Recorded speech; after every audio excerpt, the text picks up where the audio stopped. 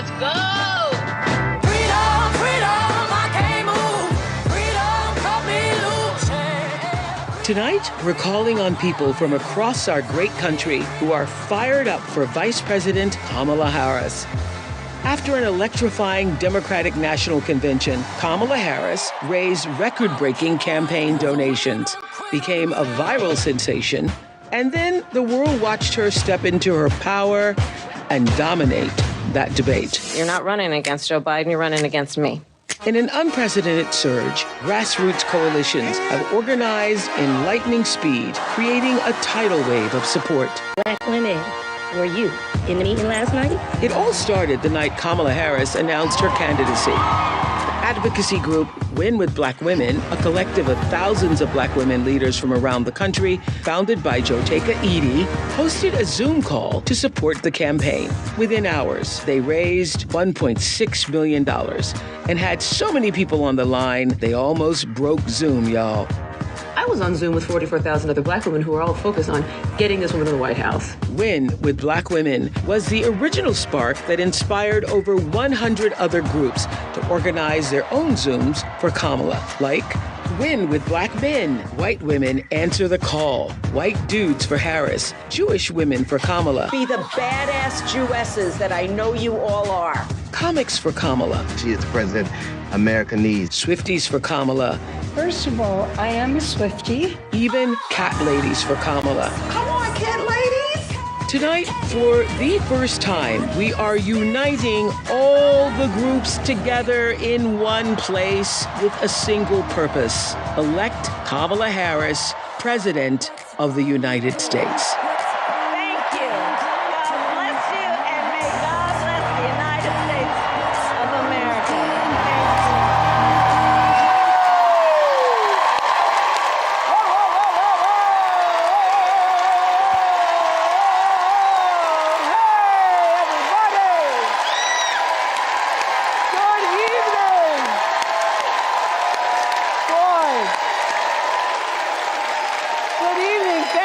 Joining us. Thanks for joining us. Everybody on screen, thank you. Thanks for joining us for this very special event, Unite for America!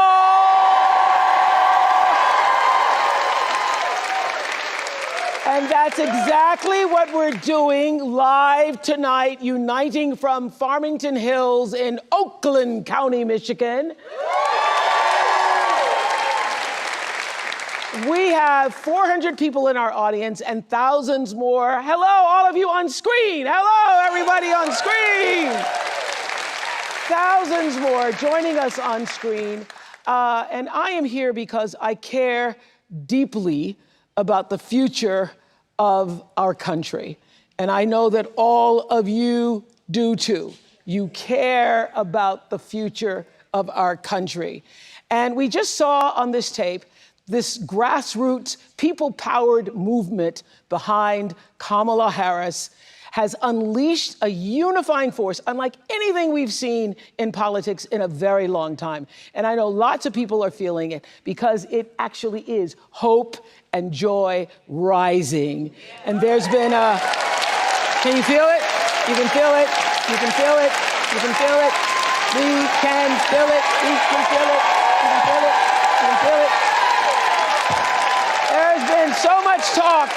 There's been so much talk about that word joy, and I think it's such a good thing because it means that there is a real feeling of optimism and hope, making that comeback, as Michelle Obama said, for this new day that's no longer on the horizon. The new day is actually here. We're in it. We're living it. So let me tell you how this event began. I was on the phone with Joteka Edie, founder of Win with Black Women.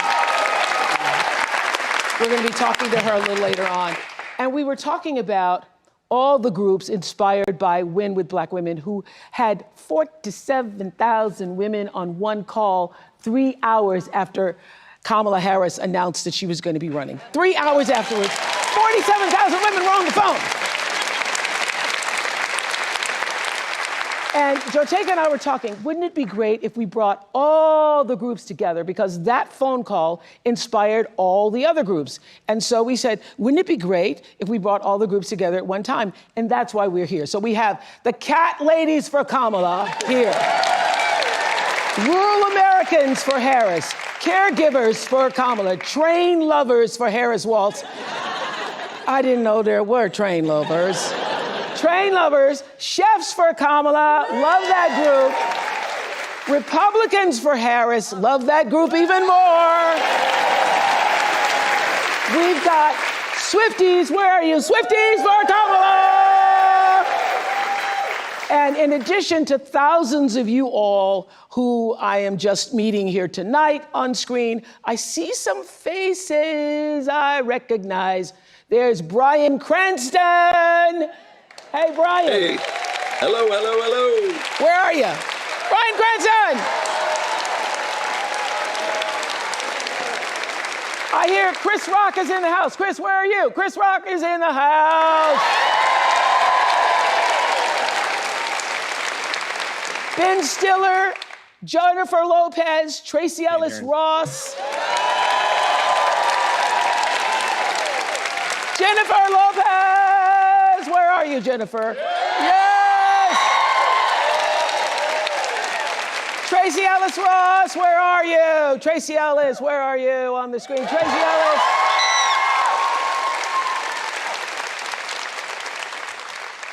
Julia Roberts, where are you?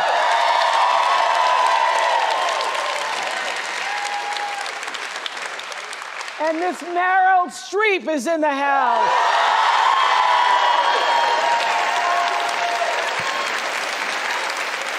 So glad to have all of you familiar faces and those of you who are not yet familiar to all of us. Okay, Bryan, so happy to have you here tonight. Bryan Cranston, what do you want to say? Why did you want to join us here tonight? I'm just smiling from ear to ear, Oprah. I have never felt this much joy and optimism in a campaign in a long time. So I'm just so appreciative of Kamala to be able to bring back that sense of optimism and to squash the cynicism and the vitriol and the rancor that just seems to be floating all around Washington. And I hope that we're going to ride this wave into Washington. I'm here to support. I can't be happier than this candidate.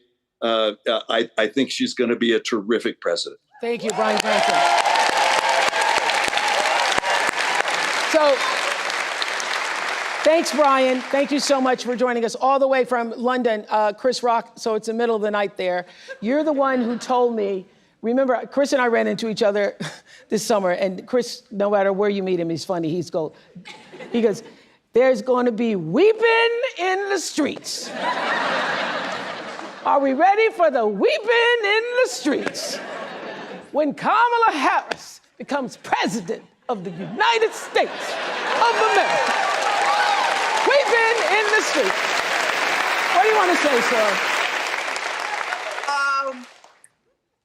I've always been a fan of Kamala, even back when she was running for, I remember writing her a check when she was like the district attorney for something. Maybe it was to get out of a parking ticket or something. But I've been writing her checks for a long time. And I just want to bring my daughters to the White House to meet this Black woman president.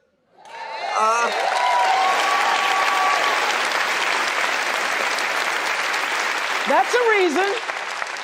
That's a reason. That's the reason. I think she would make a great president. And I'm ready to turn the page, man. Yeah. All the hate, the negativity, it's got to stop. Yeah, we're so sick of the negativity. Thank you so much, Chris, for being up this early in the morning in London. Thank you. Ben Stiller. Ben Stiller, I heard you were on the Comics for Kamala, and so I want to know where all the comics Kamala? They were, and I didn't outdo anyone. I was probably the least fun of all the comics. But it was really, I mean, it was great though, because everybody was so energized, and I mean, I got to go to the convention and see her speech, which was just incredible, and feeling that energy, feeling kind of going from a stop Trump mode into a go Kamala mode. The people starting to, really hear what she's about. And I have a 22-year-old daughter, 19-year-old son who's going to be voting in his first election. My daughter's, her reproductive rights are incredibly important. Standing up for. Thank you, Ben. Thank you, Ben. And I think standing up for, Yeah, I think what Chris said, we're ready to turn the page. Thank you, Ben Stiller. So we are all together, united for one cause, and that is to get out the vote for Kamala Harris. Joteka Edie is here, and you describe Win with Black Women as a collective love letter to ourselves. I know you all been doing this a long time. I was on a lot of calls with y'all in 2020, but we ain't never seen nothing like this before, right? Stand up, tell us, what is happening? Explain the power of what happened 3 hours after Kamala, we knew that she was going to step into this candidacy.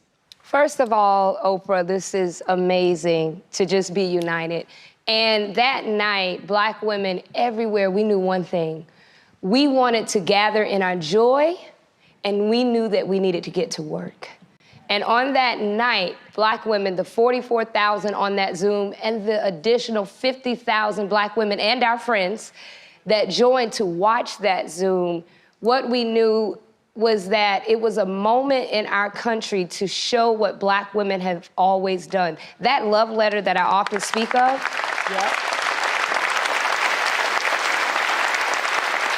That love letter is a letter that started years before any of us in this room, you, myself, were even born. And it started by Black women years ago who knew this moment would be here. But they worked, and they knew they wouldn't see it, but one day we would. And I just think that it is an honor for all of us to be able to usher in this moment, knowing that those who watered this mighty field are now allowing us to eat of the fruit of the trees that is there. Thank you so much. And so, as I said, that call from Win with Black Women is what inspired all the other groups. So White Dudes for Harris raised a bunch of money. Lead organizer Ross Morales Roquetto is here, right? Ross? And I hear that my producer told me you've been working in politics a long time, and that really for more than 20 years, and that you said you hadn't seen anything like this. I haven't seen anything like this since 2008, when President Obama was elected. And when he got elected, it was about a newness and a hope. This time, it's about an exuberance and an excitement that you only get from hard-fought wins and hard-fought losses and knowing what's at stake. And that's why we're not going back. That's why we're not going back. We're not going back.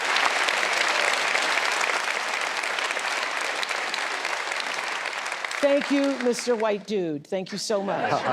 Khalil Thompson is the founder of Win with Black Men. Khalil, what do you want Black men to know about this election? Well, thank you, Oprah and Ms. Winfrey, for allowing us to be here and share in this amazing moment tonight. Brothers, men who are watching this and enjoying this moment, you have a choice. I choose experience and fortitude over something else. I come from a litany of amazing Black women, Kathy, Jahan, Megan Janelle, and I have an amazing 7-year-old CEO who runs my life. Hopefully she's at home, finished her homework. But we have a chance to do a performance review and give a promotion to the best qualified candidate to be president of the United States. Okay, so let me just ask you this. Sorry. Sorry. On the way here, when I was coming through the airport, Black man stopped me, and he said, I guess he knew I was coming here for something like this. And he goes, well, I'm just tell you, I'm voting for Trump. And I'm voting for Trump because he gave me that check. And so I've heard that from several people, that I got the check, he gave us the check, and so therefore, forget about everything else. It's about the checks. Well, what he doesn't know is that Congress actually paid for the check and the American people paid for it. 45 just signed it, so. Yeah. Okay. Look, there's a... So what do you want to say to that kind of thinking? Because a lot of people feel that way. We're not a monolith. You can have your viewpoint and views for where you believe, but I think choosing, if I have the choice to go into someone to make the best decision for my family, I don't want someone who has 34 convictions. I don't want someone who is going to choose hate over choosing the best possible way to unite us as a country. And so I see Vice President Harris as being the best person to do that. Thank you very much, sir. Thank you. Shannon Watts. Shannon Watts is the organizer of White Women Answer the Call. Shannon, what do you want to say? What do you want to say specifically to white women in Oakland County, white women throughout the United States about this moment in answering the call? Even if you are a white woman who is voting for Kamala Harris, that's not enough. You have to get off the sidelines and do the work like Black women and Black men have been doing for decades and follow the lead of people like Jotega Edie, whose lead we followed on our call. We have to be waking up every day and phone banking and knocking doors and sending texts, but most important, we have to be persuading the white women in our lives. We may be part of the 47%, but we know the 53%. They're our mothers and our sisters and our friends, and we have to tell them to vote not just in their own self-interests, but in all women's best interests. Right, and so that's what tonight is all about. Tonight is all about leaving this moment here and figuring out what it is you can do in your own home, in your own community, in your own district to spread the word and spread the vote. So Bianca Shaw is the youth director for South Asians for Harris. What are you hearing from the South Asian community? Yes, thank you so much for that question. I want to start off and say, when I answered that call that I would be here, I said me. Are you sure? Because I cannot believe it, but thank you so much. South Asians for Harris, we are an official, AANHPI campaign affiliate with the group, and I just want to say that the aunties, the uncles, the students, we're coming out in numbers we've never seen before, out to mobilize for Kamala Devi Harris in this campaign, because not only does she represent, our South Asian heritage, our love for Italy, but she also represents the values that, our parents, our grandparents immigrated to this country to keep and maintain. And she does that so well, and we need to maintain that. Thank you. It's about the values. I'm with you. Thank you. Okay, before the Vice President joins us, I want to bring out a local Michigander. I love saying Michigander around here. She's known as Big Gretch. Please welcome Michigan Governor Gretchen Whitmer. Big Gretch. Fresh in the new dress. Yeah, that's Big Gretch. Started bump on her face, that's Big Gretch. We ain't even about to stretch. Gretchen Whitmer.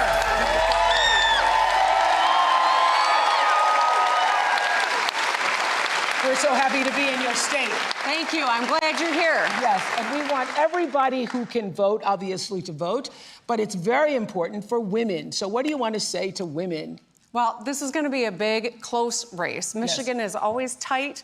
We know we're feeling good, but we got to translate that feeling into action. We deserve a leader who is strong and kind. It's not mutually exclusive. And that's why I think this moment is so important for all of us today, but for our kids and future generations too. There's so much at stake here, from our individual reproductive freedom to the ability to get ahead and make a good living and take care of your family. That's all on the line this election. Yes, strong and kind. Yes. Isn't that a notion? And what can Michigan do to help get Kamala Harris to the White House? I think we've got to do the hard work.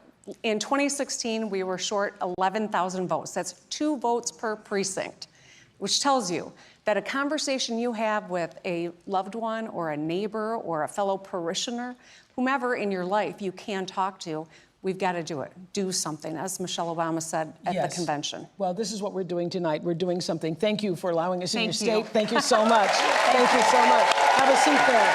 Right there.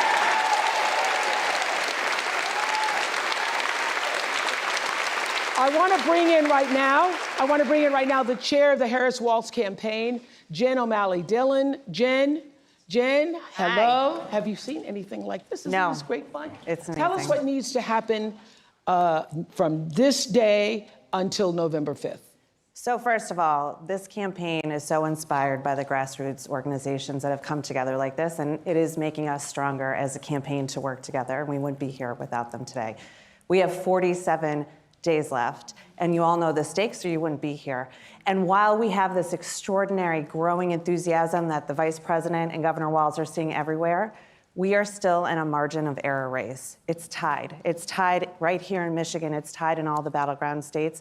So it's going to take all of us to build a pathway, many pathways to 270 electoral votes. That's what we're focused on in the campaign. In every state, we have to register more people. We have to mobilize our voters to turn out to vote. And then we have got to go persuade those people that still don't know enough about the Vice President and her vision for the future. And if we do that together, all of us, we're going to get over the top, but it's really going to take all of us. And to make sure that you're working in your own lives, have those hard conversations in big and small ways. We're going to inch our way over the finish line because we're going to be able to do it together. And don't you need money? Well, we do. We do. And these groups need money too. All of us do, because the work is happening on the ground and in the communities. So if you want to help in any way at all in the campaign, go to go.kamalaharris.com. But if you want to help and not be formally engaged with us and join any of these groups here, that's what we need too. It's going to take all of us. Yes, and I think that everybody on the screens, everybody in this room, everybody who's listening, you become your own grassroots organization when we leave this moment that we're sharing here tonight, and you do what you can in your community. It's not enough just to join us all. We love having you here, but the rah-rah moment is going to end, and then we need to get to work. We need to get busy. Okay, thank you, Jim. I have to just say this, that the social media team for the Harris campaign has been killing it. They have been killing it. I think that team helped spark this people-led movement. And here's a short look at the rallying cry across social media. I'm watching the Kamala Harris rally right now, and wow, I'm like crying. So Tony and I just got done knocking 48 doors in King of Prussia, Pennsylvania. Majority, if not all, independent Republican libertarian doors. Republicans for Harris is growing explosively too. We just need to get back to a place in this country where we can have disagreements and have them still be respectful. I'm here with Richard, a 77-year-old registered Republican who's going to be voting for Kamala Harris. They're eating the dogs, the people that came in. They're eating the cats. They're eating the pets of the people that live there. Obviously, a narcissist just doesn't stand for anything that I stand for. What issues are most important to you personally? First of all, not electing a felon to the White House. I'm voting Harris Walz and a blue ticket all the way. In 2020, only 50% of young eligible voters actually showed up, and that was record-breaking. So if you really want to be brat, you better be showing up in droves in November. We are with her. Okay. And she's with us. I voted for Nikki Haley in the primary. I'm going to be voting for Kamala Harris. That's the right choice for America in 2024.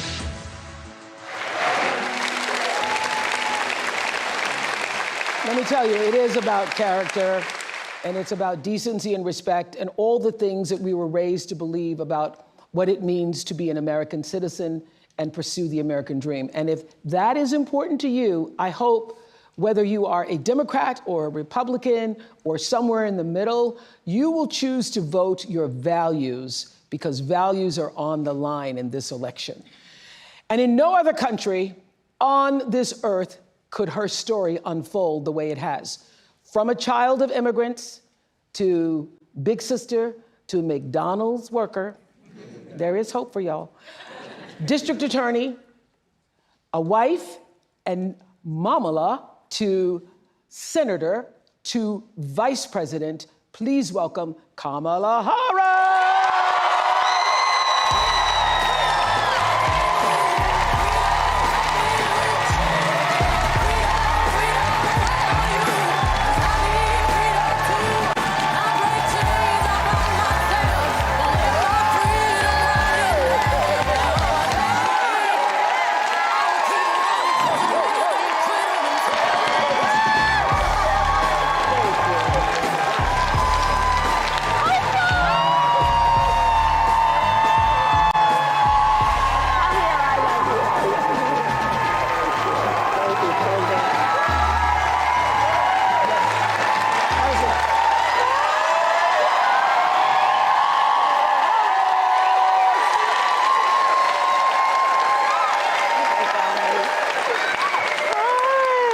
So welcome to... Oh, hello! Madam Vice President. Hello. Welcome to Michigan. It's so good to be back. And Governor, thank you for everything you are and everything you do for this state. Thank you.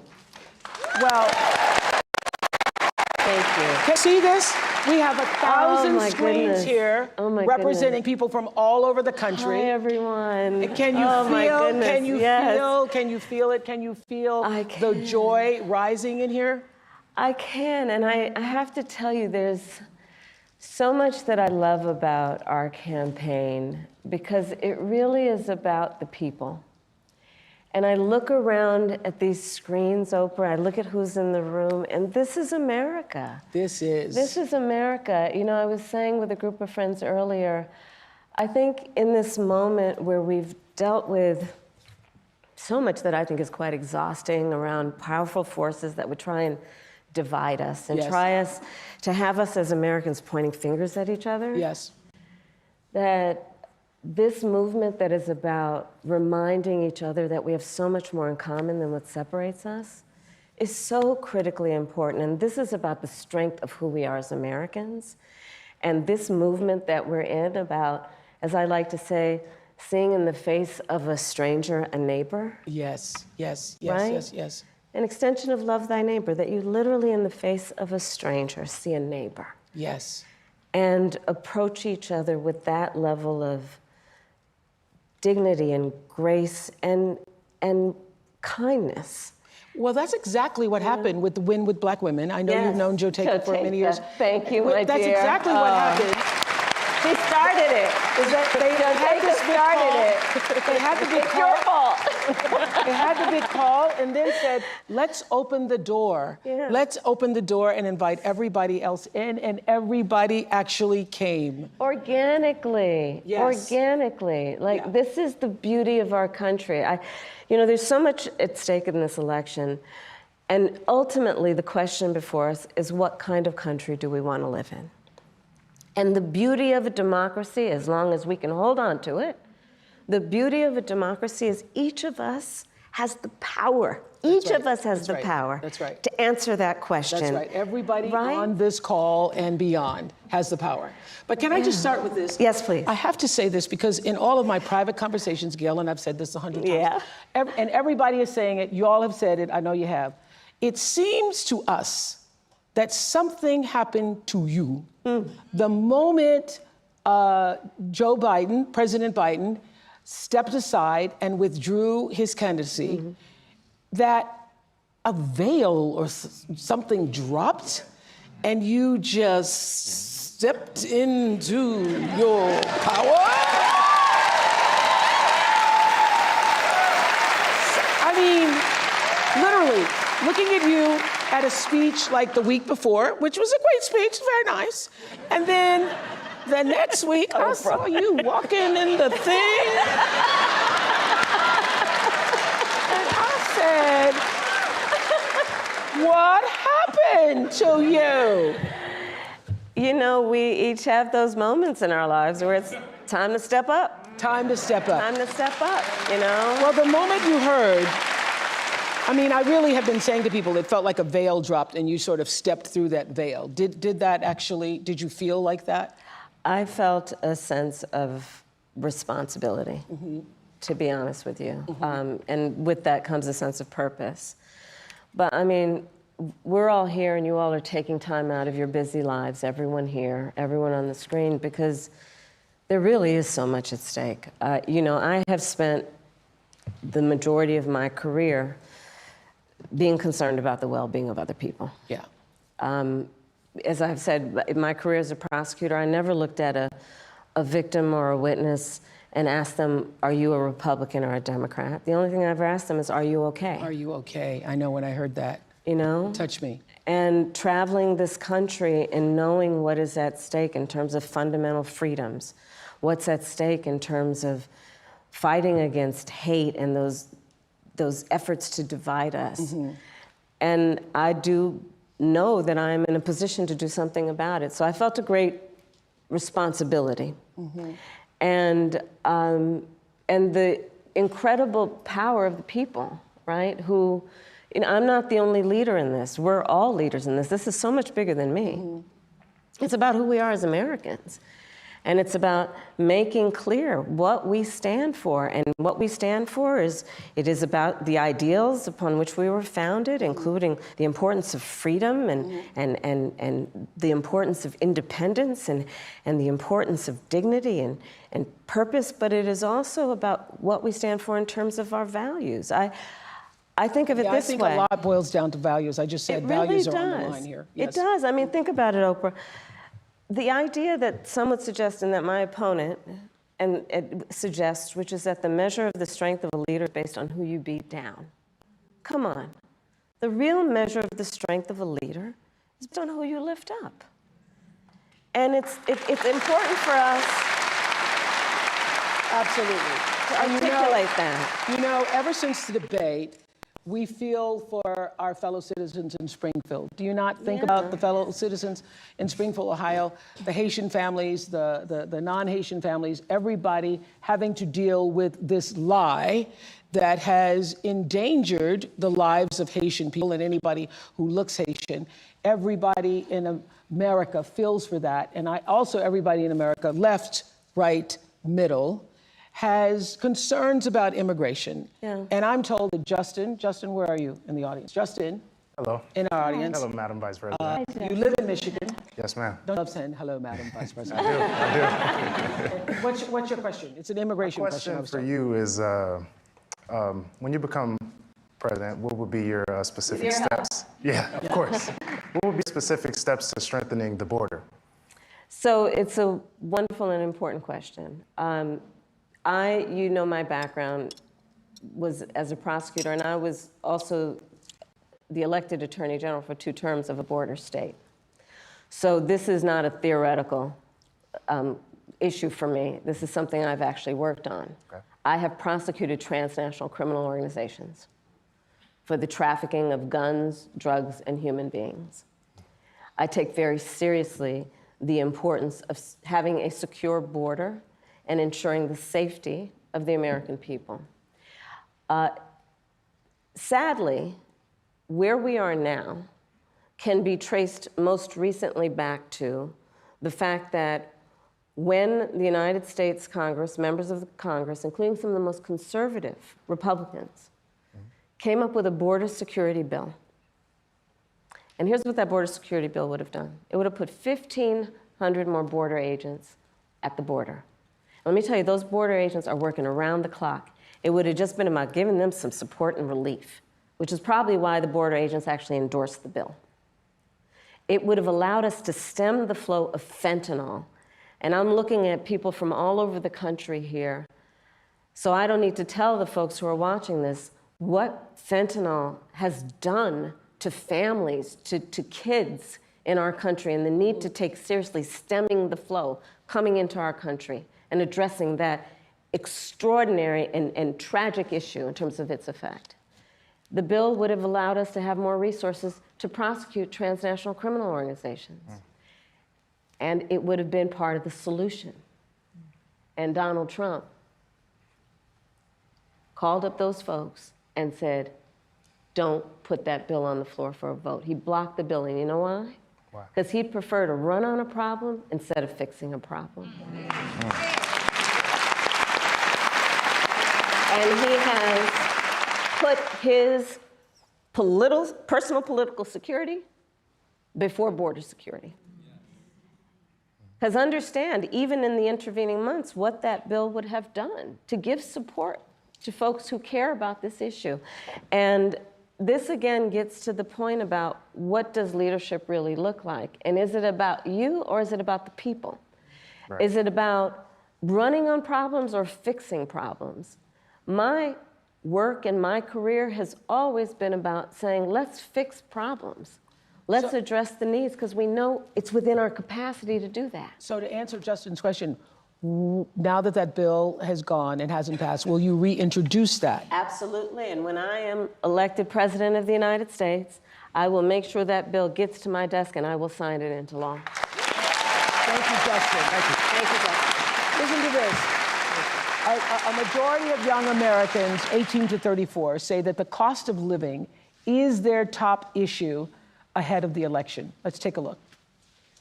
Groceries are extremely expensive right now. I don't understand how people are affording life right now. For so many Americans, the high cost of living is their top concern this election. Rach, we have $435 to last us till the end of the month.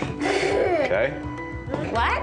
In Philadelphia, Rachel and Garrett say they have to watch every penny. When I think of middle class, I think about people who are able to just get up and go and do things within their means and like not extravagant things, but be able to get up and go to dinner whenever they want, or maybe take that trip, that long weekend trip. We don't have that luxury. By a long shot, her tax plan is phenomenal, no glaze. Kamala Harris just delivered her new economic plan, and boy, oh boy, is it good for small business owners. Holy shit, you guys. Kamala Harris is going to announce tomorrow a $25,000 tax credit for first-time home buyers. When I am elected president, I will make it a top priority to bring down costs and increase economic security for all Americans. Well, Rachel and Garrett are joining us on Zoom from Pennsylvania, and I understand your sister and brother-in-law moved in, and you're hoping to save money to have a second child? That's right. Hi, Oprah. Hi, Madam Vice President. It's nice to be with you all. Yes. Hi. And so, what did you want to say to the Vice President? So, Madam Vice President, we are, like many, many young Americans, just experiencing a very high cost of living. We ended up giving up our apartment, moving in with our parents who were so gracious to take us in for over a year so that we could save money and ultimately buy a home, because that's what we thought the American dream was, to get married and buy a home and have a baby. And now here we are, and our mortgage is incredibly higher than what we thought it would be. And my sister and our brother-in-law are living with us right now so that they can hopefully one day do the same. And while it's beneficial for us because they help us pay off some of our mortgage, it's also beneficial for them because they can save on cheaper rent. But we really would love to know what your plan is to help lower the cost of living. Yeah, first of all, thank you both for being here. And yours is a story I hear around the country as I travel. And in terms of both rightly having the right to have aspirations and dreams and ambitions for your family, and working hard and finding that the American dream is, for this generation and so many recently, far more elusive than it's been. And we need to deal with that. And there are a number of ways. One is bringing down the cost of everyday necessities, including groceries. So that's why I'm taking on, for example, price gouging. Which is when, most companies and corporations are good, but for those bad ones, they take advantage of people, especially during a pandemic or extreme weather, and they end up jacking up prices, and there needs to be accountability and consequence for that. So I'm going to be taking on price gouging. But it's also about dealing with what we need to do around home ownership, right? So as someone mentioned during this film, look, I grew up a child of a mother who worked very hard. She raised me and my sister, and she saved up, and by the time I was a teenager, she was able to buy a home. And we grew up actually for a long time in an apartment on top of a child care center that was owned by the woman we called our second mother, because she helped my mother raise us. And she was a small business owner, Miss Shelton.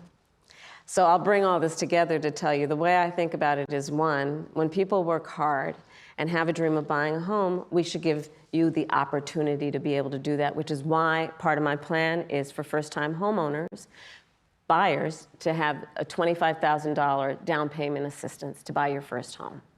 Because people just need to be able to get their foot in the door, and then you'll do the hard work. Part of my plan is what we need to do to support small businesses, because my second mother was a small business owner, and I love our small businesses and our small business owners.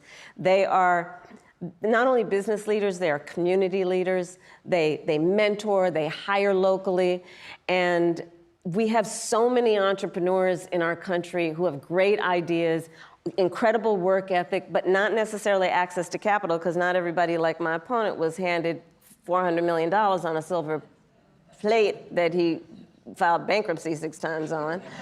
And so part of my plan is to give startup small businesses a $50,000 tax deduction to start up their small business. Right now it's $5,000. Nobody can start a small business with $5,000.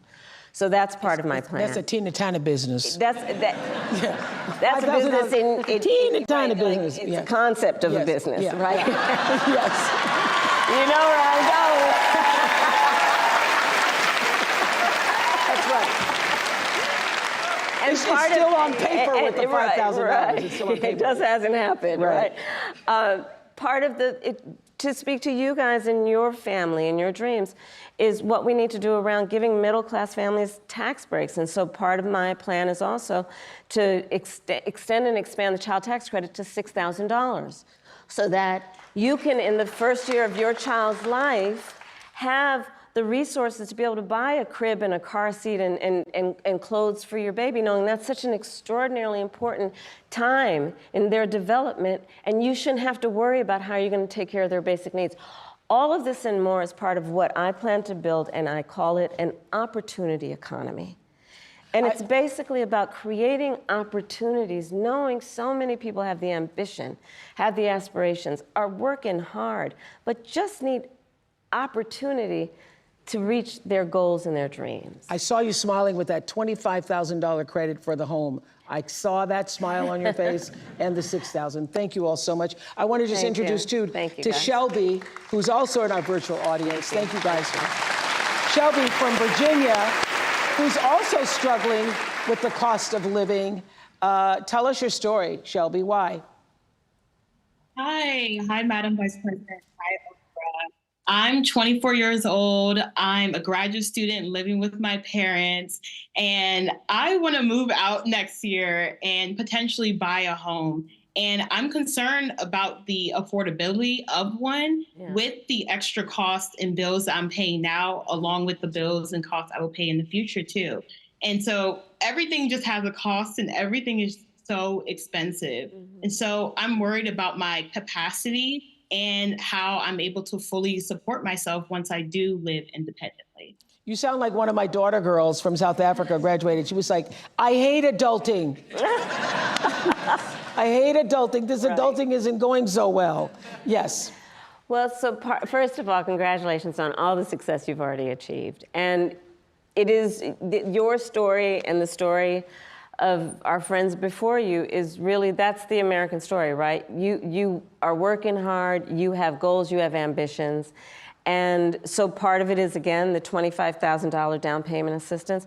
Part of it is what we need to do to also push back against a very different vision for our country. Because look, in this election, there are 2 very different visions for our country.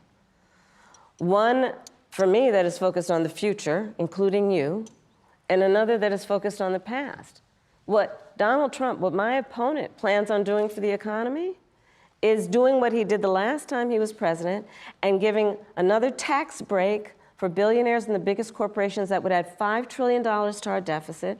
And get this, he plans on doing what I call a Trump sales tax, which is basically he's going to put a 20% tax on everyday necessities that economists have estimated will cost the average American $4,000 more a year, which is why Goldman Sachs, which is why Moody's, which is why Wharton School of Business, which is why 16 Nobel laureates have collectively determined, after analyzing our plans, 1, mine would strengthen the economy, his would weaken it. 2, that on his plan, he would actually blow up inflation and invite a recession by the middle of next year. So when you think about the cost of living, my approach is about lifting you up. His would be about actually weakening our economy. And I feel very strongly when an individual, when a small business, when a family, when the middle class is strong, America is strong. Amen to that. Amen to that. Thank you, Shelby. Thank you, Rachel and Garrett. So the Harris campaign kicked off the Fighting for Reproductive Freedom bus tour to support the fundamental right for women to make decisions about our own bodies. And here is a short tape on that. I did something that nobody thought was possible. I got rid of Roe v. Wade. After Roe v. Wade was overturned, Tennessee put forth a ban immediately that banned all abortion with no exceptions. Abortion bans are not pro-life. They are pro-poverty and pro-inequality. It's been over 2 years since a 5-4 ruling by the Supreme Court ended Roe versus Wade, the landmark case that provided nearly 50 years of abortion rights across the United States. Since then, abortions have been banned in over a dozen states. Many women and doctors say the limits on reproductive rights have forced them into unimaginable situations. These policies do not reflect evidence-based medical practice. They do not keep my patients safe. According to the gender equity policy, women who live in states where abortion is banned are up to 3 times more likely to die during pregnancy, during childbirth, or soon after giving birth. I nearly died, all because of Donald Trump's Supreme Court justices overturning Roe v. Wade. So for the millions of you who watched the Democratic National Convention, you will remember Hadley Duvall telling her incredibly powerful story. And in case you didn't see it, here's just a brief look. Growing up, I was an all-American girl. Varsity soccer captain, cheerleading captain, homecoming queen, and survivor.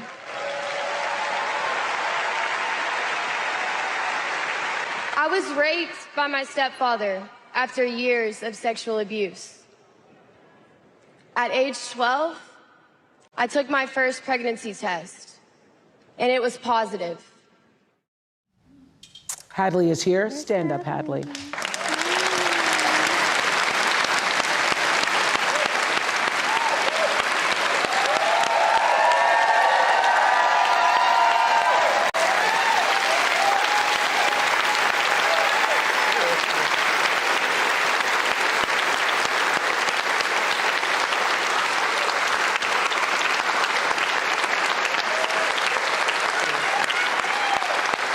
I can tell you, we are all standing up because we are so impressed by your courage to stand up and share your story. Where did that come from, the strength to do this? Because I'm sure you thought long and hard before deciding to go public with your story. When Roe v. Wade was overturned, thanks everybody, I woke up with a harsh reality of my abuse was over, but my story is not. And I just could not fathom thinking about the other Hadleys out there that don't have that choice, that don't have somebody to go to. So being able to find courage and be the light for them, that's really what I do it for. And so what do you want to say to other people who are voting in this election regarding what happened to you and what that means? You can't wait until it's too late to care about reproductive health care, because then it's too late. And when it affects you, it hits, and you can't deny it. You can't look at someone with a story like mine and say it didn't happen. And there are more people like me out there, and there are gonna be so many more who deserve their options. They deserve their choices. Let's get involved. We have someone who's willing to hear us at a level like never before. We have someone who wants to know what we want in this country. We have someone who wants to lift up our voice, and we need to show out and show up for her just like she's showing out and showing up for us. All right. Is there something you wanted to say to Madam Vice President? Madam Vice President, I just want to say thank you. Thank you for seeing us, for hearing us when the Supreme Court won't. Thank you for fighting and, really showing us that life is not about the hard things that you go through. You don't bow down, even when you're the underdog, especially when you're the underdog. That's right. You stand up and you stand tall, and you give me so much hope and so much strength, and thank you. Thank you, Hadley, for coming all this way. I hope you continue to use your voice. I hope you continue that. This week, the case of a young woman who lost her life after the abortion ban took place in Georgia made national headlines. Amber's case came to light through the reporting of journalist Kavitha Sarana with ProPublica. And so listen to her story. 2 years ago, 28-year-old Amber Nicole Thurman, a medical assistant and a single mother to a 6-year-old boy, found out she was pregnant. Amber had just secured her own apartment and was thinking about going to nursing school. She made the decision to terminate her pregnancy. A strict abortion ban had recently taken place in her home state of Georgia, which caused Amber to travel to North Carolina for the procedure. Traffic made her miss the appointment, so the clinic gave her medication, what are known as abortion pills. Once back home, Amber experienced profuse bleeding, vomiting, severe pain. She eventually passed out. Her boyfriend called for an ambulance. At the Georgia hospital, Amber's condition deteriorated quickly. In a rare occurrence, it was discovered her body had not expelled all the fetal tissue and an infection was spreading. Official Georgia State medical expert analysis of her case says Amber should have received a life-saving D&C, but doctors waited 20 hours before deciding to take her to surgery. Amber's blood pressure had taken a dive. Her organs had started failing. In the operating room, her heart stopped. On the way to surgery, Amber's last words to her mother were, "Promise me you'll take care of my son." Amber's mother, Shanette, and older sisters, CJ and Andrika, are here, and they wanted to be here tonight to speak out for the first time. Ms. Shanette, what do you want us to know about Amber's story? Initially, I did not want the public to know my pain. I wanted to go through in silence.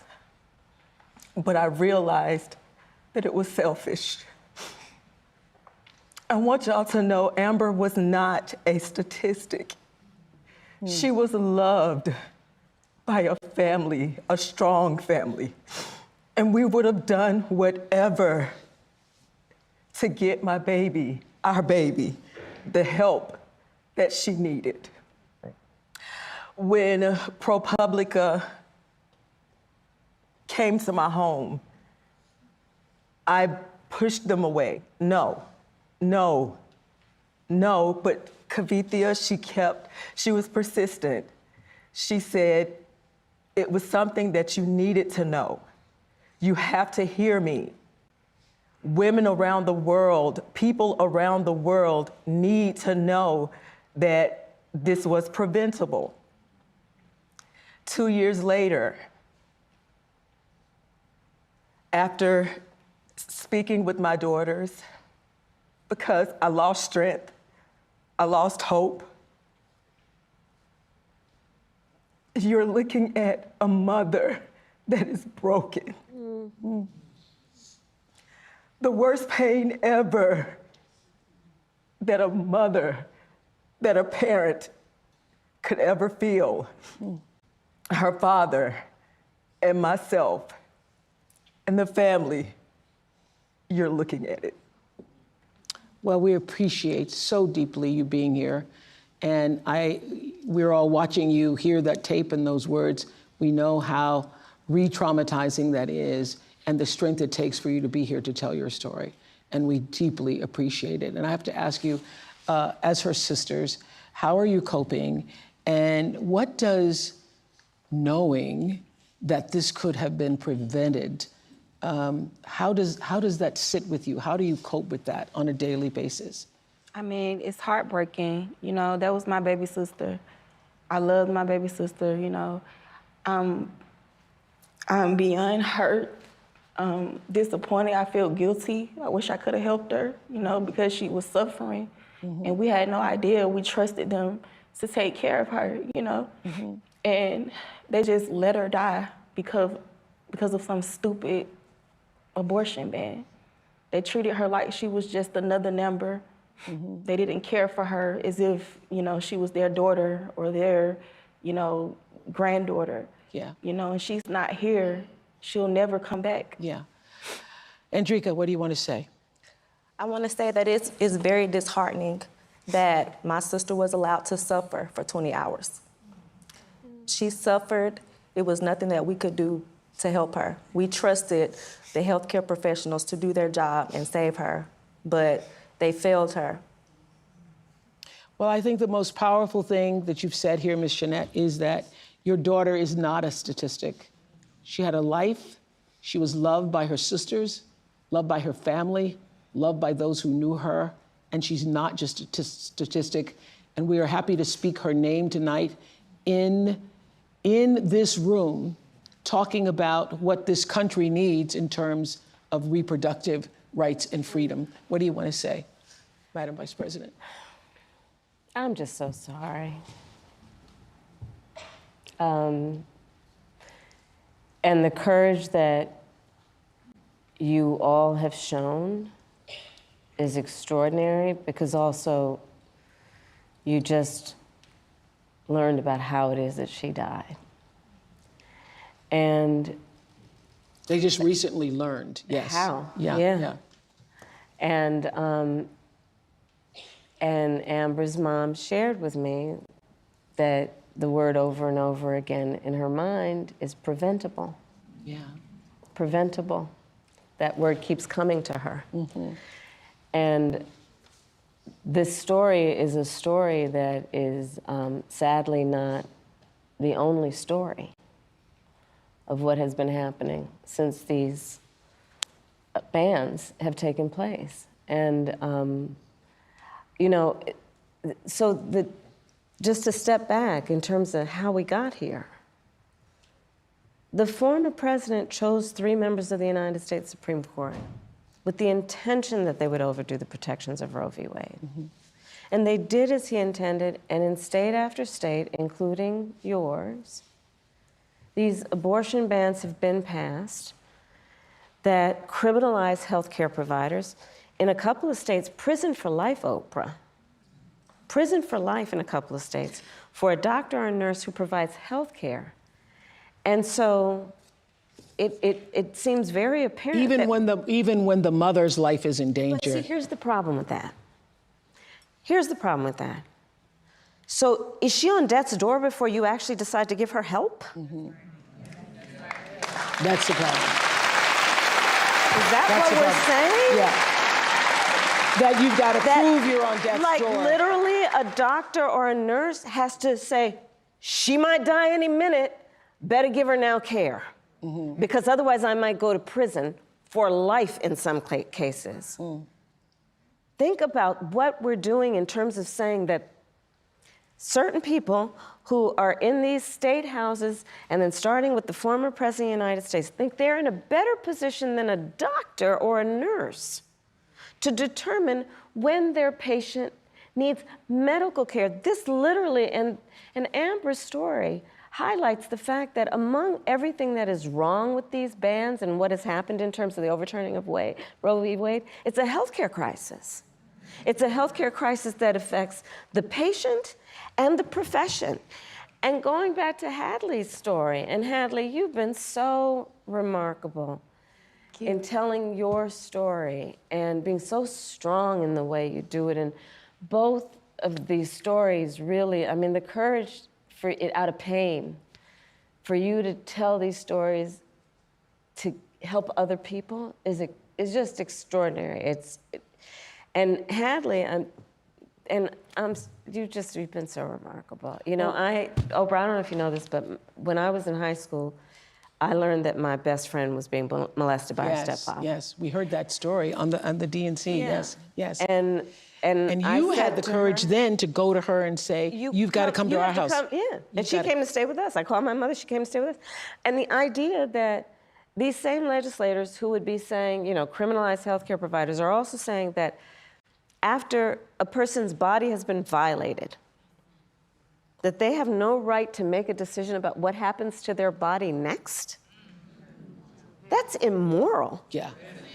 I think it's not just immoral. And here's what I want to say. I just don't believe that those legislators, that the government has a right to be in your womb. They have no right to be in your womb with decisions about your womb. And One does not have to abandon their faith. Right. Or deeply held beliefs to agree the government should not be telling her what to do. Absolutely. Right? If she chooses, she will talk with her priest, her pastor, her rabbi, her imam, but not the government telling her what's in her best interest. Well, this is a long healing process for this family. And we thank you, and we hope that by being amongst people who heard you and heard your daughter's story will be meaningful to you in this journey to healing. Thank you so much for being here. Okay, I want to also... Thank you. I want to hear from Star Walker, who is a campaign engagement organizer in Milwaukee, one of my hometowns, Milwaukee. Hi, Star. What's going on in Wisconsin? Hi, Oprah. Hi, Madam Vice President. We are fired up here in Wisconsin. I'm an engagement organizer, so I work with within their personal networks. As friends, family, teammates. Yeah, and by empowering people to leverage their relationships, we amplify their voices and deliver progress. We're fired up, but we also know it's a razor-thin race. So just like in 2020, this is gonna be won by a field margin. It's on us to roll up our sleeves and do the work. Let's make phone calls and knock on doors. Go to go.kamalaharris.com to join this people-powered movement. That way, when we look back, we won't just be remembering how we felt, we'll be remembering what we did. Woo! I love that. I love that. Y'all, I love that. That's a big takeaway, because we're all feeling really good right now, but what really matters is what are we gonna do? Absolutely. What are we gonna do? Thank you so much, Star. I see somebody else on the screen, Julia Roberts. Hi, Julia. Hi. Hi. I heard you were so excited you wanted to be here tonight. Why? Well, first of all, Oprah, thank you for hosting this, because I guess if I started a voting club, it would be conversationalists for Kamala. Yes. Because to talk, to listen, to be heard, to have this back and forth is so unique in this campaign to beautiful, wonderful Kamala Harris, who I've had the good fortune of knowing for many years. And I am a mother of 2 kids. This is their first chance to vote in an election. And I couldn't be more excited for them to have the legacy to say that their first vote they ever cast for president was for you. I have just chills saying that out loud. Are you all going to the polls together? Are you organizing a party? Are the Motors having a poll party? What's happening? I wish we were all going together. In fact, you know, they are in college, so we will be separated on the great day, but in spirit united always for what we believe in and what we, you know, I feel like it's interesting. We talk so much about being Americans united for something, but this has become such a global representation of our country and what we stand for. And I get to travel internationally a lot.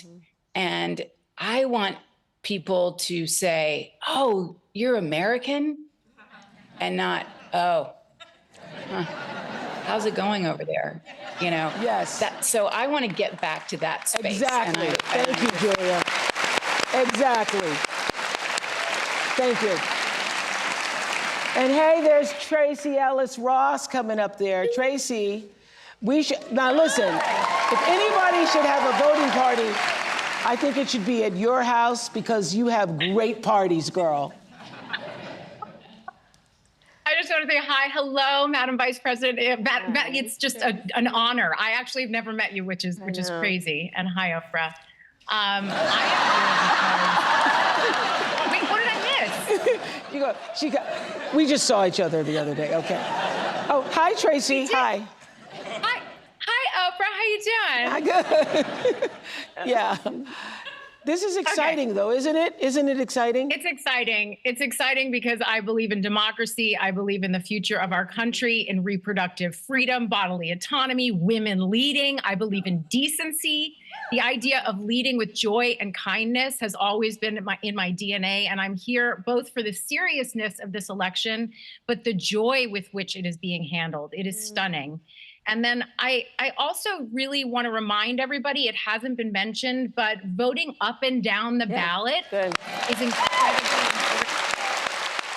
Your freedom and your daily life are all the way up and down that ballot. People are policies, and we need the right people in all areas, all positions. And then I would like to say to you two women, thank you for what you represent, because as a 52-year-old childless woman, I want to say to the people who think that a woman's worth is measured in her baby count, I mean, shout out to all the amazing mothers, but the childless women have been mothering the world and elevating culture as aunties, godmothers, teachers, mentors, sisters, and friends, and the list goes on. And you do not need to push out a baby to help push humanity forward. Amen to that. Thank you so much, Tracy Ellis Ross. Thank you so much. So another important issue this election is, of course, our safety. And just 2 weeks ago, our country experienced yet another horrific school shooting. Watch this. It's 10:30 a.m. at Robb Elementary in Uvalde. The school is recognizing my 10-year-old daughter, Lexi, for receiving all A's. 30 minutes later, a gunman murders her, 18 classmates and 2 teachers. In the last 25 years, there have been 417 school shootings in the United States, and more than 383,000 students have experienced gun violence while at school. More children and adolescents are killed by guns each year than anything else nationwide. Just 2 weeks ago, Appalachia High School in Winder, Georgia, became the latest area to face every parent's worst nightmare. Tonight, breaking news as we come on the air, the deadly high school shooting, 2 students and 2 teachers killed. Police and parents racing to the scene outside Atlanta. Oh my goodness. There is a shooting at my granddaughter's school. We had to drag our teacher's body into the classroom. We heard him take his last breath. We live in a country where 383,000 children have been exposed to gun violence. Now just sit with that number for a second. It's a number until it's your child. This is not normal, y'all. Yep. This is not normal, and this is not right. Other people in other countries do not have this issue. We, Americans, we have to do better. We have to do better.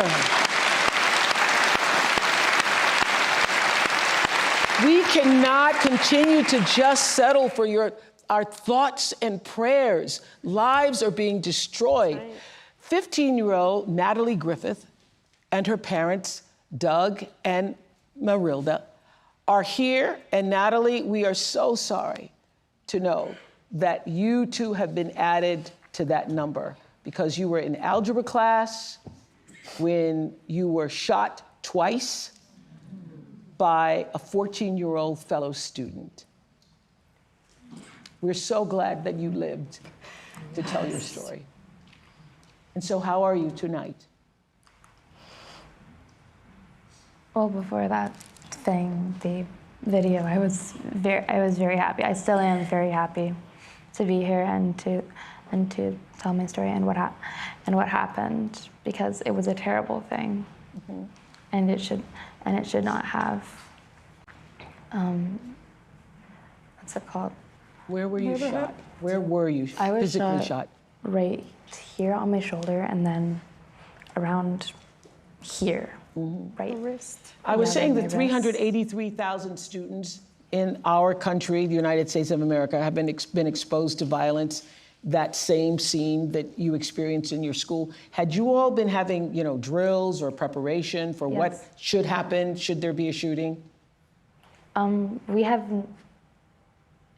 I've had intruder drills and fire drills and stuff. In my old schools, we've had a fire drill at Appalachia, but it was the first 2 months of the school year. We hadn't had an intruder drill yet, so we weren't even completely sure where to go in the classroom. We all just, I remember being huddled. So I was watching your mother, even just when that tape was coming on. It's still very much PTSD, very much traumatic. You're still reliving it. And how has it been for you? How were you notified that there was a shooting at the school? I was notified by a friend. She called me, I was at work. And she called me and she said, do you know about the shooting? With the school that she goes to, the Appalachia. I said, no, I don't. And then she said there was a shooting at the Appalachia High School. My heart just dropped. My heart just got so heavy and I could not stop. I had to leave. I told my coworkers, I gotta go, I have to leave. And the first thing I did is drop my knee on the floor and just start praying. I prayed for about 30 minutes from my work all the way to the school. I didn't get to the school on my car. I had to leave my car at a gas station about maybe 2.5, 3 miles. And I walked on foot and I ran because my heart was so heavy. I couldn't get to touch my daughter. And I hear you have a message for people in power regarding guns now. I do. I want to finish that story because no parent should go through this. I want to just finish what, the experience. You do not know what feels until it's you. Yes. All those numbers that you show on the TV, a lot of people there here are mothers. What are we doing about this? What are we doing? Let's make sure that everybody listens. Let's make sure that everybody hears it. The whole world needs to hear that we women that have our children, we have a job. That job is to protect our children. That job is to protect our nation. That job is to protect our country. We cannot leave. We cannot let that go on. We have to stop it. Where I was asking earlier, where are those people? All the shooting, where are they? They needed to make a noise. I'm ready to make a noise about this, and I'm ready to stop it. Because no one knows what feels when you can't find your child, when you call her, she's not answering. And when I went through it, it's just me that knows it. And I'm so sorry for those that lost their children that actually died. I can actually hug my child. My child is here, and I gave her all this praise to the Lord. Our Father in heaven saved my child. But the other two mothers, they lost their kids, and the other teachers that died. Those people are suffering like I'm suffering. I'm very sorry for them. I'm very sorry that they lost their loved ones. And you have a message for the people in power. Yes, the people in power. Let's make it a change. Let's make it happen. Let's let's just not hear about this. Who wants to just hear about this? We gotta change it. We gotta make it happen. And Doug, I hear you're not a registered Democrat, but you now say it doesn't matter what side of the aisle you're on when it comes to this issue. What change do you want to see now that it has affected your family? Common sense, I think a first step would just be metal detectors in schools, make a budget, make a plan. And the people that say, well, we've never really done stuff like that before, I don't care. They didn't have metal detectors at airports at one time. They didn't have metal detectors at courthouses. I think that if a child knew that he would get caught, the likelihood of him trying would be, there may be another target, but it wouldn't be us having to worry about schools being hardened. Yeah.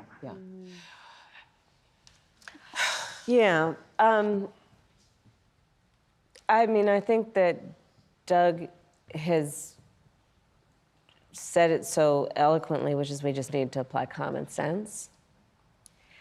And look, I think for far too long on the issue of gun violence, some people have been pushing a really false choice to suggest you're either in favor of the Second Amendment or you want to take everyone's guns away. I'm in favor of the Second Amendment, and I'm in favor of assault weapons bans, universal background checks, red flag laws.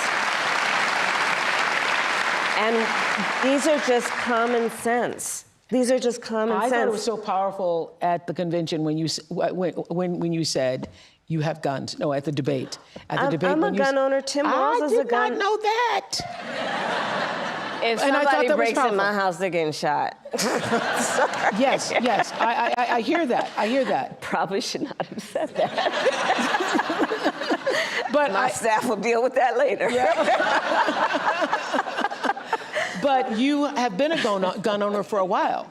Yes, I have. Yes. But here's my point, Oprah, is that I'm not trying to take everyone's guns away. I believe in the Second Amendment, but we have to agree that, look, I did last fall a college tour with college-age young people, so I also did trade schools. And packed audience every time in their auditorium, and I would ask, please raise your hand if at any point between kindergarten and 12th grade you had to endure an active shooter drill. Almost every hand went up. It was bone-chilling. Yeah, this is the way our kids are living. Yeah. And think about it. You know, I grew up, we had fire drills only. Well, I grew up in California, we also had earthquake drills, but the fact that our children are sitting in a classroom where they should be fulfilling their God-given potential and exploring the wonders of the world, and some part of their brain realizes somebody could bust through that classroom door with a weapon, with an assault weapon. And let's all agree that the trauma, so many children, even those who have not directly experienced the tragedy. Just being in the environment. Being in the I environment. cannot tell you the number of young people who, I mean, our kids had active shooter drills. They're concerned that there might be somebody who would kill them while they are at school. This is not the sign of a civil society, and it doesn't have to be this way. It does not have to be this way. But we need to have the courage to act. I mean, look, my opponent, when he was told and knew about a shooting of a young girl, you know what he said? Get over it. Get over it. No, we're not getting over it. No, and to the point, everyone should have a sense of collective responsibility for the children of our community. Yes. And understand their right to live and be safe. I have personally prosecuted homicide cases. I know, I've seen autopsies. I've seen what these weapons do to the human body. And we've got to agree that, in particular when we're talking about something like an assault weapon, it's literally designed to be a tool of war. It has no place on the streets of a civil society. It's designed to kill a lot of human beings quickly. And there are things we can do. I mean, thankfully, over the last 3 years, we've done some, but it is common sense. It just seems like common sense we would see this. I think I think that the majority of Americans agree with you that we do not want assault weapons in the hands of children and other people who have no business with those types of weapons. Right. We know this is true. So we thank you, Natalie, and your family for being here. And good luck in that marching band this year. I hear you're going to go out for the marching band still. Thank you for inviting us. Thank you. Unfortunately, it's a sad moment for us, but I wanted to make sure that, we came because we needed to be heard. And we needed to, change has to be made, and we're ready to fight for this. Thank you. Thank you. Okay, we want to hear what's going on in another battleground state. Tracy is a regional organizing director in Nevada. Tracy, tell us how things are going for you. Hi. Hi, Hi, everybody. I'm Tracy Lee, a regional organizing director in Nevada. I am the Silver State this year because there's so much on the line. From healthcare to lowering costs, these issues impact all of us. My team and I have been building relationships with voters across this state because here in Nevada, we know that enthusiasm alone does not win campaigns. Organizing does. So all of you watching tonight can become organizers, whether you talk to your sister, a roommate, or a grandparent about why you're so excited to vote for Vice President Harris. You are organizing and energizing other supporters. So please go to go.kamalaharris.com to find ways to help and enjoy the rest of tonight's event, and let's get to work. Let's get to work. Let's do something.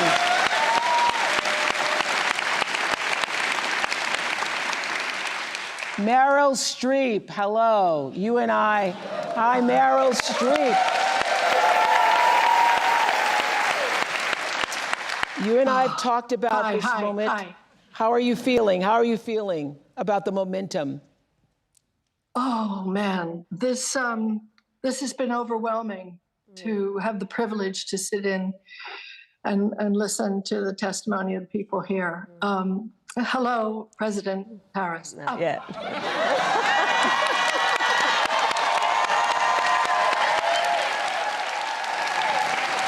47 days.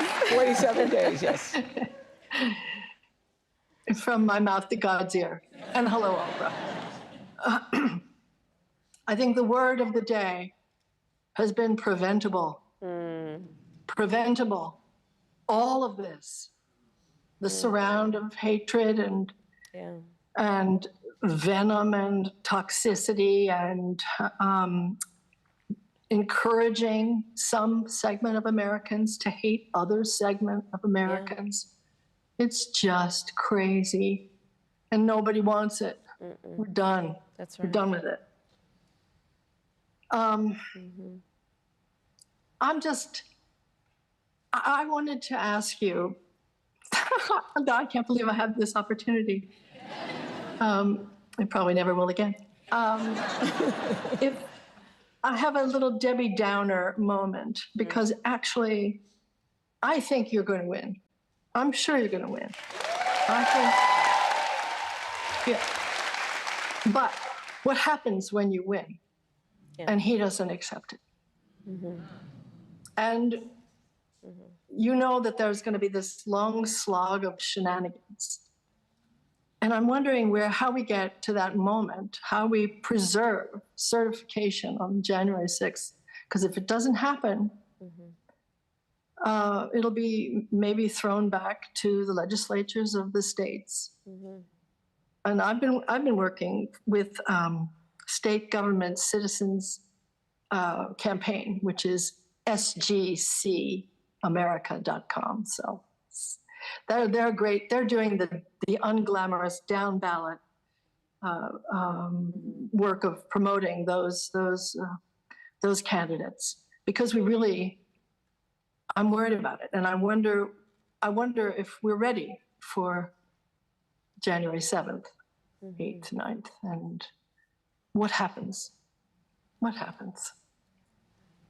So we will be ready, but just taking a step back, and thank you, Marilyn, for the gift that you give, your talent, your creativity. Thank you for being here. One of the things that I have realized in the course of our campaign is that more Americans than we may realize who voted for Trump before have decided January 6th was just a bridge too far. When we reflect and think about what January 6th was, where the President of the United States, sitting in the Oval Office, incited a mob, a violent mob, to attack the United States Capitol, such that 140 law enforcement officers were injured, some were killed.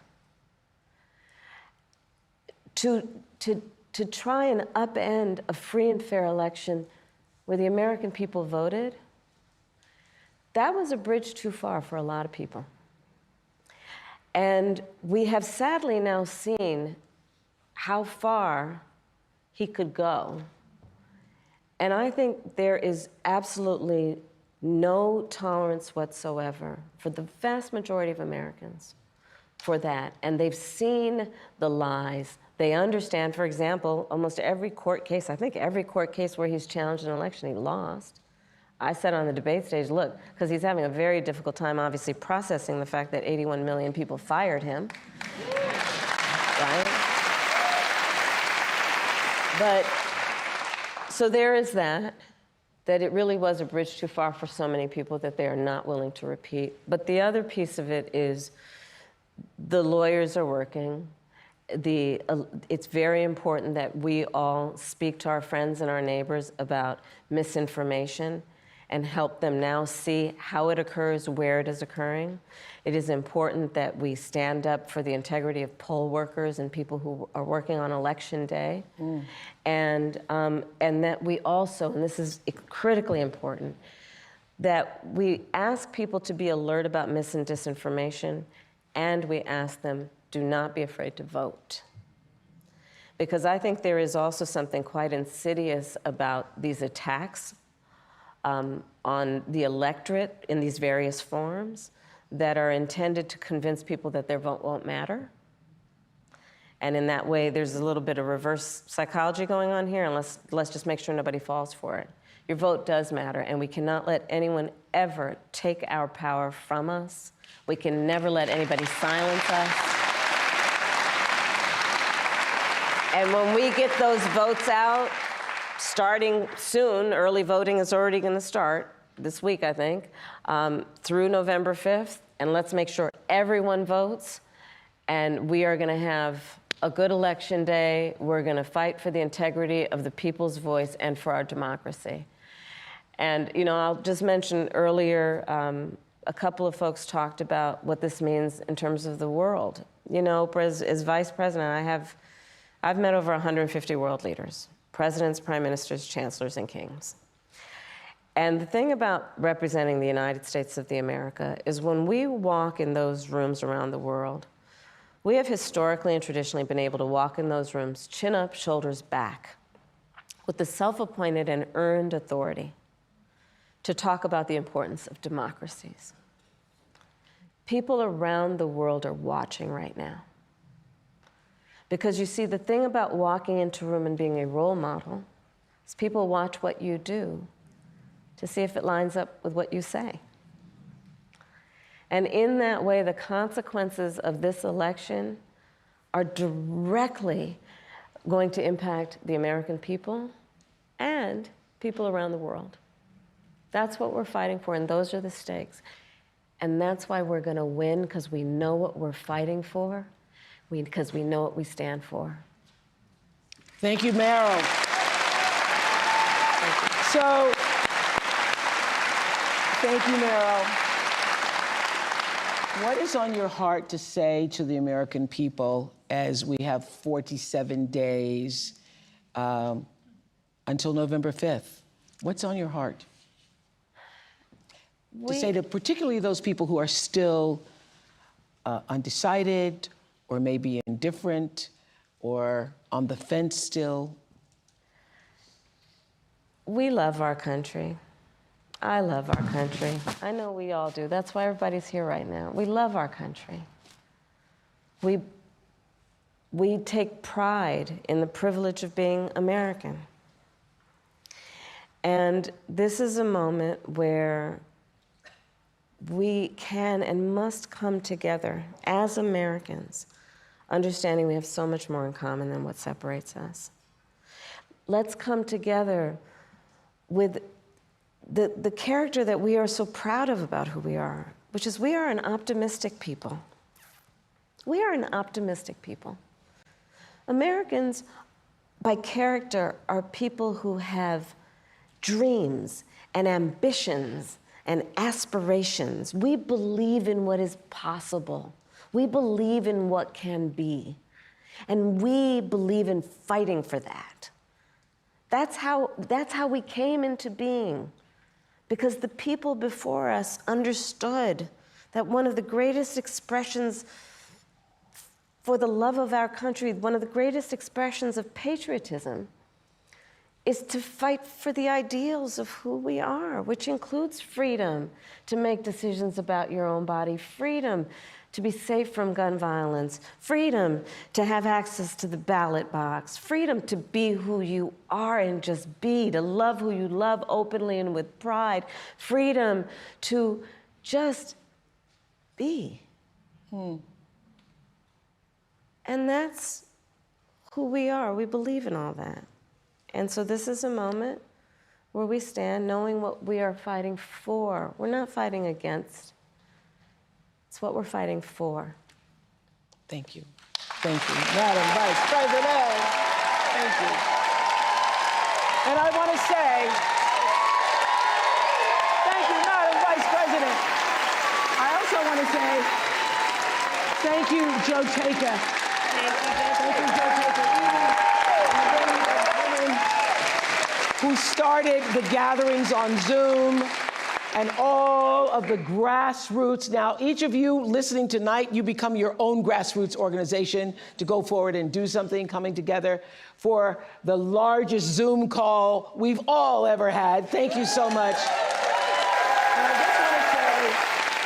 I just want to say, for all of you watching who are still on the fence, you're in the middle, you're independent as I am, or whether you're just still don't know what you're gonna do.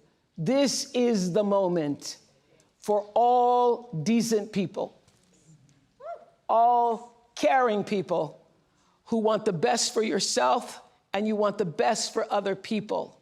This is the moment for people who are tired of all of the bickering and all of the name calling, people who are exhausted by the craziness and the made up stories and the conspiracies. This is the moment. You want to get on with your life because you know that we can do better and that we deserve better. You know this. I know you know this. I know you feel this. I know this is what you're saying amongst yourselves. It's in all the conversations that we're having, that you're having. And we're better than this. We're better. We're better. And we want to create a world where our children will be safe in school again. And as my friend and mentor Maya Angelou always said, when you know better, you got to do better. Thank you. So let's do better and vote for Kamala Harris. Thank you to all of our special guests. Thank you for sharing your stories, for being here, Ms. Shanat. Vice President Harris, we thank you. We hope you keep fighting for us and the country we deserve to have. Thank you so much. Thank you.